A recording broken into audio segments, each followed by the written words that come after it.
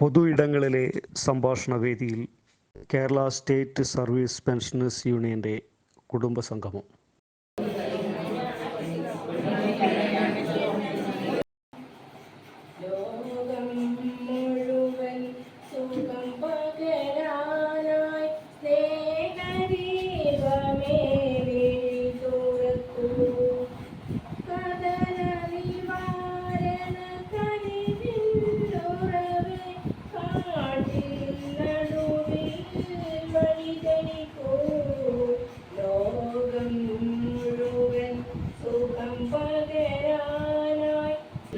അദ്ദേഹത്തെ ബഹുമാനപൂർവ്വം സ്വാഗതം ചെയ്യുന്നു. അതുപോലെ തന്നെ അനുയോജ്യമായ ഒരു വിഷയമാണ് തിരഞ്ഞെടുത്തിരിക്കുന്നത്. നമ്മുടെ കൂട്ടുകുടുംബത്തിൽ നിന്ന് അണുകുടുംബത്തിലേക്ക് ബഹുമാനപൂർവ്വം ഞാൻ ഈ സംഗമത്തിലേക്ക് സ്വാഗതം ചെയ്യുന്നു. എല്ലാവരെയും ഒരിക്കൽ കൂടി ഈ വേദിയിലേക്ക് സ്വാഗതം ചെയ്തുകൊണ്ട് വേദിയിൽ സന്നിഹിതരായ ഈ അധ്യക്ഷ സ്ഥാനത്തേക്ക് നാരായണ മാഷെ ക്ഷണിച്ചു. പ്രായമുള്ള നമ്മൾ മറ്റു ജോലികളൊന്നും ചെയ്യാതെ വീട്ടിലിരുന്ന് വെറുതെ ഇങ്ങനെ ഇരുന്നിട്ട് സമയം കൂടുകയാണ്.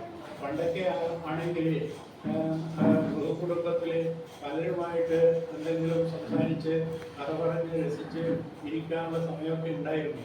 പക്ഷെ ഇന്ന് അതൊന്നും ഇല്ലാതെ അണുകുടുംബമായതോടുകൂടി ഒരു വീട്ടിൽ രണ്ടാളാണ് ഉണ്ടാവുക.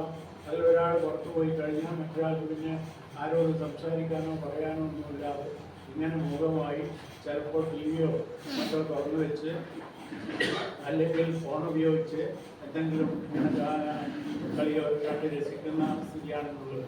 അതുമാത്രമല്ല, നമ്മുടെ കുടുംബത്തിലെ ഈ അവസ്ഥ കൊണ്ട് തന്നെ പലർക്കും മറ്റൊക്കെ ആണെങ്കിൽ വളരെയധികം ജോലി വീട്ടിലുണ്ടാവും. ഇപ്പോൾ ആ ജോലിയൊക്കെ വളരെ കുറഞ്ഞ് ഭക്ഷണമൊക്കെ പാകം ചെയ്യുന്നതൊക്കെ ചിലപ്പോൾ ഒരു ദിവസത്തിൽ ഒരു ദിവസമോ അല്ലെങ്കിൽ 2 ദിവസത്തേക്ക് ഒരു ദിവസമോ ഒക്കെ ഭക്ഷണം പാകം ചെയ്ത് ജോലിയൊന്നുമില്ലാതെ വെറുതെ ഇരിക്കുന്ന ആ സമയം ഒരു ദിവസമെങ്കിലും നമുക്ക് നമ്മുടെ കൂട്ടുകാരോടൊപ്പം ചേർന്ന് നമുക്ക് നമ്മുടെ കാര്യങ്ങൾ എല്ലാവരെയും ഒന്ന് കണ്ട് ഒന്ന് പരസ്പരം കുശലങ്ങളൊക്കെ പറഞ്ഞ് എല്ലാവരെയും ഒന്ന് പരിചയപ്പെടാനുള്ള ഒരു ദിവസമായി.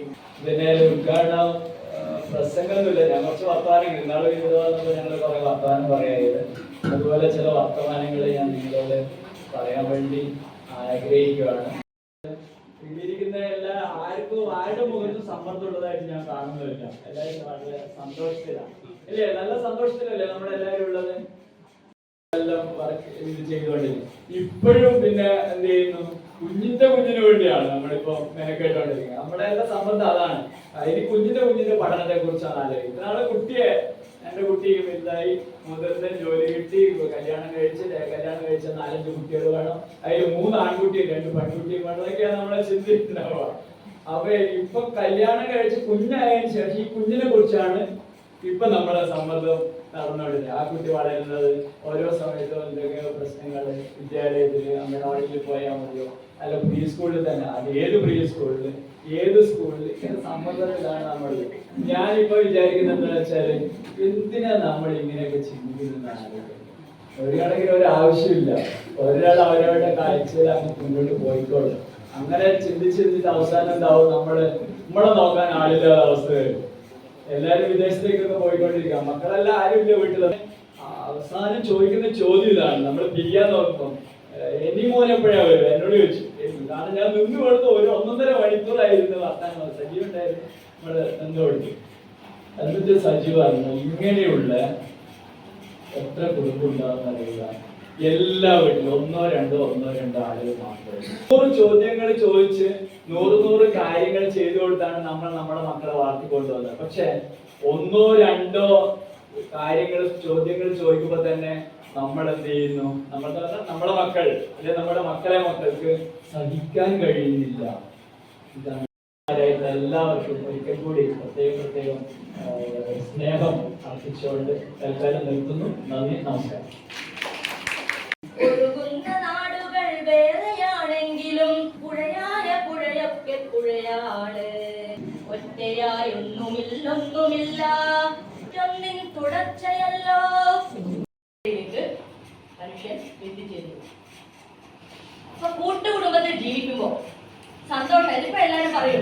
പണ്ട് കൂട്ടുകുടുംബമായിരുന്നപ്പോ നല്ലതായിരുന്നു, മനോഹരായിരുന്നു അല്ലെ?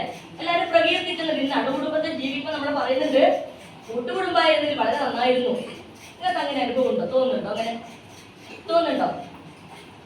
രണ്ട് കുടുംബത്തിലും സുഖങ്ങളുണ്ട്, ദുഃഖങ്ങളുണ്ട്. അതാണ് എൻ്റെ ഒരു അഭിപ്രായം. എന്നുവെച്ചാൽ കൂട്ടുകുടുംബത്തിൽ ജീവിക്കുന്ന കുറെ ഗുണങ്ങളുണ്ട്. കുറെ ആളുകൾ ഉണ്ടാവും, കുറെ കുട്ടികൾ ഉണ്ടാവും.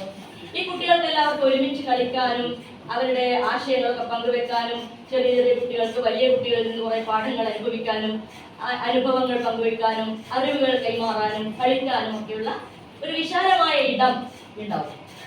പക്ഷേ കൂട്ടുകുടുംബത്തിൽ വളരെയേറെ ബുദ്ധിമുട്ടുകൾ ഉണ്ടായിരുന്നു എന്നാണ് എൻ്റെ ഒരു അനുഭവം. കാരണം എന്താണ്, അവിടുത്തെ സ്ത്രീകൾക്കൊന്നും പലപ്പോഴും ഭക്ഷണം എന്ന് പറയുന്നത് ഒരു വളരെ വിലപ്പെട്ട ഒരു സംഭവമാണ്. കുട്ടികൾക്ക് പിന്നെ അതമായിട്ട് കിട്ടും. സ്ത്രീകളൊക്കെ നല്ലോണം വയറ് കെട്ടി മുറുക്കി പകലന്തിയോളം പണിയെടുക്കേണ്ട അവസ്ഥയായിരുന്നു എന്നുള്ളത് എൻ്റെ വിചാരിക്കുന്ന ഒരു കാര്യം എന്ന് വെച്ചാൽ, അവിടുത്തെ വ്യക്തികളുടെ ഒരു കാരണവരായിരുന്നു അല്ലെ, ഒരു നല്ല മനസ്സുള്ള ഒരു കാരണവരായിരുന്നെങ്കിലോ. കേട്ടിട്ടുണ്ട് പത്തായത്തിന് അതാ ദിവസം, അങ്ങനെയല്ലേ? ഓരോ ദിവസം പത്തായത്തിന്റെ താക്കോല് കാരണവരുടെ അരയിലുണ്ടാവുക. എന്നിട്ട് എന്ത് ചെയ്യും? ഓരോ ദിവസവും വെക്കേണ്ട അരി പത്തായത്തിന് കോരി എടുത്തു കൊടുക്കും. ഇത്രയാണെന്നുണ്ടെങ്കിൽ ഒരു തറയ്ക്ക് എത്രയാണെന്ന് വെക്കേണ്ട അത്ര എടുത്തു കൊടുത്ത് താക്കോല് കൂട്ടി ഈ താക്കോല് അരയിൽ വെച്ച് നടക്കുന്ന കാരണവന്മാരായിരുന്നു പണ്ട് അല്ലെ? അത് നമ്മൾ വായിച്ചിട്ടൊക്കെ മനസ്സിലാക്കിയതാണ്. അപ്പൊ അങ്ങനെയുള്ള കുടുംബത്തിൽ ഭക്ഷണത്തിലുള്ള പ്രശ്നങ്ങൾ, അതുപോലെ സ്വാതന്ത്ര്യമില്ല. ഞാൻ നേരത്തെ പറഞ്ഞതുപോലെ കൂട്ടുകുടുംബത്തെ കുറിച്ച് പറഞ്ഞതുപോലെ തന്നെ അണുകുടുംബത്തിലും ഗുണമുണ്ട്, ദോഷമുണ്ട്. ആളുകളുടെ മനസ്സ് എങ്ങനെ ഇരിക്കുന്നു, ഓരോ വ്യക്തിയും എങ്ങനെ പെരുമാറുന്നു, ഓരോ വ്യക്തിയുടെയും ജീവിത രീതി, അവരുടെ സ്വഭാവം ഒക്കെ അനുസരിച്ചിട്ടാണ് എല്ലാം കുടുംബത്തിൽ ഏത് കുടുംബമായാലും അവിടെ സന്തോഷവും സമാധാനവും ഉണ്ടാവുന്നത് അവിടുത്തെ വ്യക്തികളുടെ ഇടപെടൽ പോലെ തന്നെയാണ്.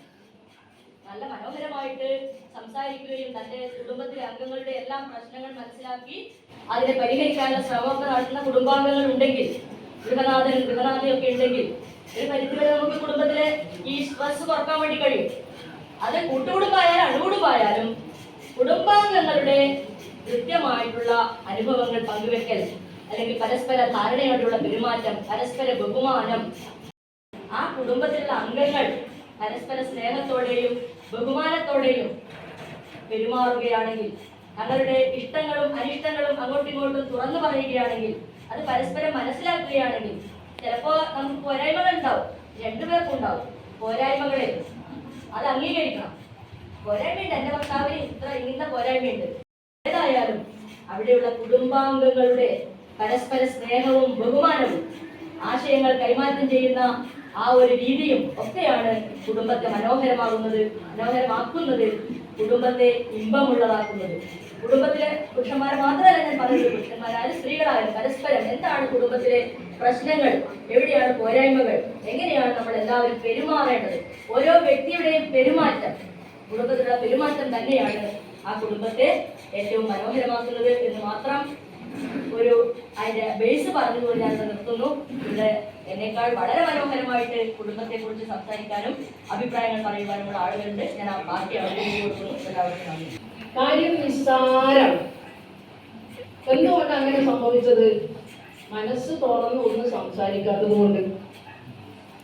മനസ്സ് തുറന്ന് സംസാരിച്ചാൽ തീരാവുന്ന പല കാര്യങ്ങളും നമ്മൾ എന്ത് ചെയ്യും? സാധാരണ പറയും ഓരോ കുട്ടി പോയിപ്പോകും, അങ്ങനെ പറഞ്ഞ് തിരുതാക്കും. അപ്പോ കൂട്ടുകുടുംബമാണോ നല്ലത്, അണുകുടുംബമാണോ നല്ലത്, രണ്ടും ഒരുപോലെയാണോ, ഏതിലാണ് ഗുണം കൂടുതൽ ദോഷം കൂടുതൽ എന്ന് നമുക്ക് ഒരിക്കലും അനുമാനിക്കാൻ കഴിയില്ല. കൂട്ടുകുടുംബമായാലും അണുകുടുംബമായാലും ആളിലെ മനുഷ്യരാണ് നന്നാവേണ്ടത് എന്ന് പറഞ്ഞ ടീച്ചർ പറഞ്ഞതാണ് ഏറ്റവും അധികം ശരി. അപ്പൊ ഞാൻ അധികം പറയുന്നില്ല.